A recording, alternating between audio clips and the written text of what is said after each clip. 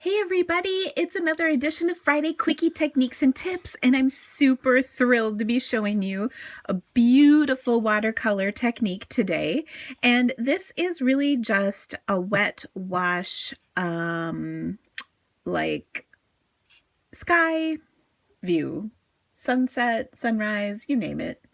I don't know if I really have a name for it, but it's just so pretty, and I am so excited to share this with you because I really think it makes a gorgeous, gorgeous card.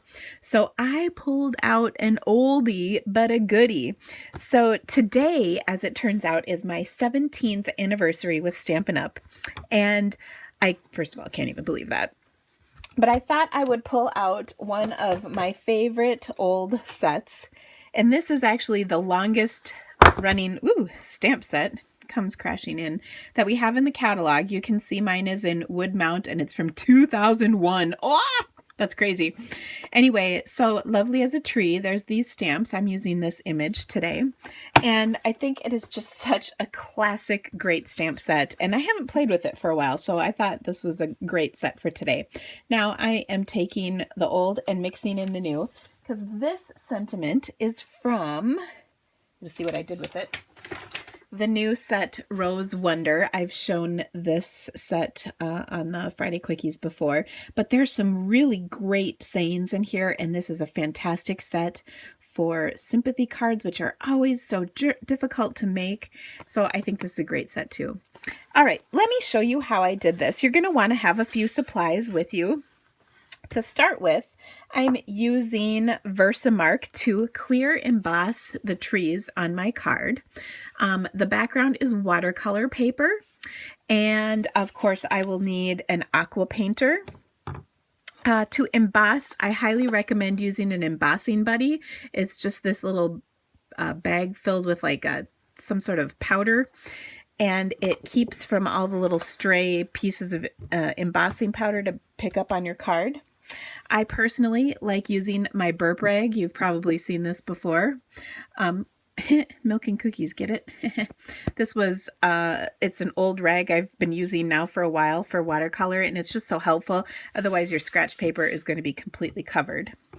So to do this, first of all, you want to make sure that your aqua painter is full of water. So I have my aqua painter full of water. I've got my little burp rag. I've got several colors of ink lined up, and I'll explain those in a little bit.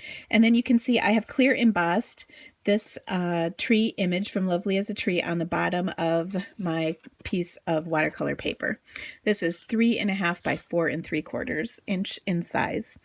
And I am going to start by wetting down my area. And I'm going to go kind of section by section. So I'm going to start at the very bottom. So where there is like, you know, the grass, the lines for the grass, that is what I am going to color.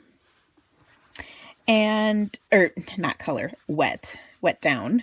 So I'm just putting water down for that. Then I'm going to pick up some old olive ink. And the beauty of the water is that it kind of spreads out it helps the ink spread out for you.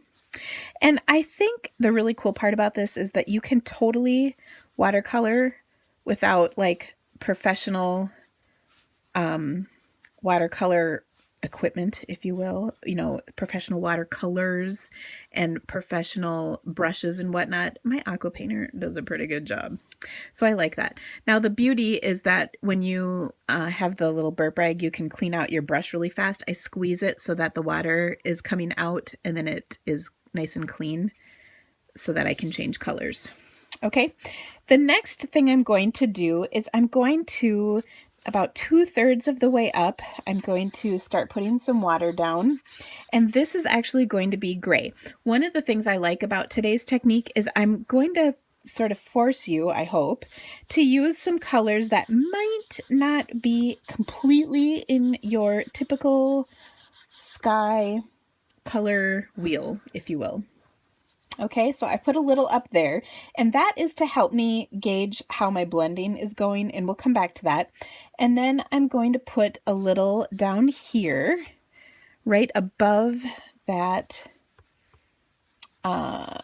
line of grass, okay? And This is smoky slate. So that light gray color that we have, that's what my cardstock background is too, by the way. All right, so I have those 2 layers down. Then you can see I've got like black. I'm going to come back to that. And the reason is because it's black. It's such a vibrant, rich color. I want to be careful with how I work with the black. And not that careful, I mean a little careful. It is, after all, me, right? Okay, so now I'm putting some more water down, kind of the water in between my 2 lines of gray. And you might be looking at this thinking, oh, there's really not that much there, Dina, but I promise you there's a reason. Okay, now I'm going to pick up Real Red. Now, Real Red is what I call kind of a really, almost a super ink. Okay, so I'm going to leave a little space, and I'm going to start with the Real Red. You can already see it's spreading out. One thing I've noticed is if you don't have water down, the red is such a rich, strong, for lack of a better term, color that it can kind of leave lines, and that's not always a good thing. Okay, I'm going to add some rose red so that I have a little bit of pink at the very bottom. Okay, and I think I did pretty well. I've had a little trouble with my Real Red, like leaving like lines,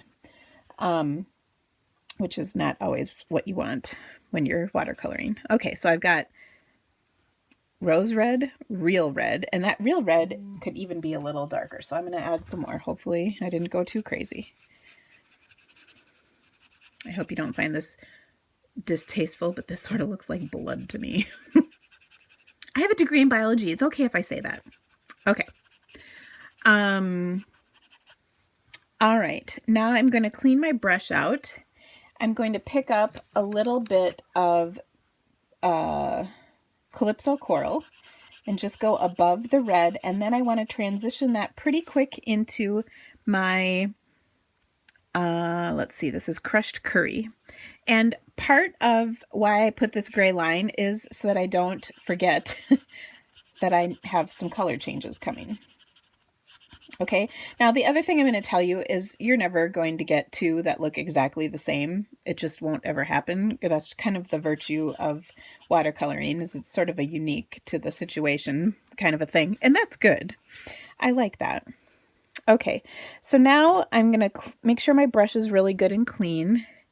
And then I'm going to start blending out between that gray line and the Crushed Curry. And you can see it forms kind of a weird color, but that's okay. Then at the very top, I want to wet things down. So this is all clear up here, just water. I'm wetting it down, and then I'm going to come back and add some Island Indigo. And I love this color. Be careful with it, because like any rich color, you can really get carried away. But I kind of like the streaky look too, because that's sort of how the sky is. And I'm digging this. I like it. Maybe add a little bit more yellow in here. I kind of didn't get the yellow that my sample has, but I like what I have. It's pretty. Like I said, you're never going to get exactly the right results. Now, if you look at this, you can see, first of all, we have this weird spot in here, and we're going to come back to that, I promise. But you can see I really graduate from the beautiful deep red and pink on out to kind of an orangey yellow, and then this neutral area switches to the blue. It is the best way to switch your sky from yellow to blue without having a swatch of green in the middle, and that is simply putting that gray down in the middle. I really like that. I stand by it. Okay, now let's come back and fix this area. So for this, I'm going to really water down my brush again so that I can squeeze out some good wet wash right there. Okay, so I'm kind of re-wetting the stuff that I'd done a while ago that is dried now, and then my neutral zone. I'm going to pick up and add some gray again to the bottom. That's the smoky slate. But this time I'm going to add some black. Now, I have tried the black that we have in the archival ink pad. That re-inker does not work. Don't do it. This is Memento Black, and it's working pretty well for me. It's a nice rich black, which I like, but it is not goopy, for lack of a better term, which is the problem I was kind of having with the oh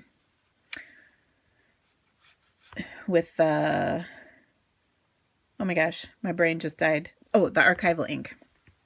It's funky, for lack of a better term. Do you like all my funky words today? All right, so I'm just adding a little bit of this. I might maybe have gotten a little carried away with that. That's okay. I can actually pull out some of this color.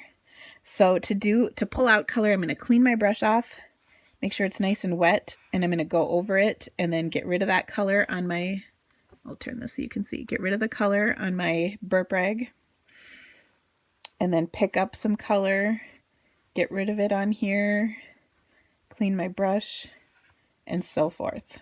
Okay, and then you can just kind of mess with this. And by the way, you can also add more color back in. So this was rose red at the very bottom, and just mess with it till you're happy. Yes, you can go too far, but that's the forgiving nature of using watercolor paper. That's why we use it instead of just regular Whisper White cardstock. That would have been ruined long, long ago. Okay, so here is my card. Now what I want to do is I want to let this dry completely before I think about adding some words. And these are in the black archival ink, but I will not add those words till this is really good and dry. Okay, so I'm not going to put this card together because it's just a layer of black cardstock on, oops, you didn't see that, on a smoky slate card. But I do want to show you a couple other things that I've been playing with. So here's another card I did. This is the Sheltering Tree stamp without the leaves. I just embossed it in black ink, pardon me. This is again watercolor paper. This is actually a card inspired by a picture my old neighbor took of a sunrise or a sunset the other day that she posted on Facebook. I thought that was pretty cool. And then this is the Send Me Soaring stamp from the Celebration catalog. So check this out. The finished card will be on my blog, and the link to my blog will be in the description of this video, thecreativitycave.com, but the specific link will be in there. And remember, when you purchase from the Creativity Cave all the supplies to make these glorious projects, you help support a sweet little lady and her stamping business, and that would be me. And you also are going to become a VIP with me, and a Creativity Cave VIP has lots of perks. All the details are on my blog, so check that out. Thank you guys so much. Have an awesome day. Bye.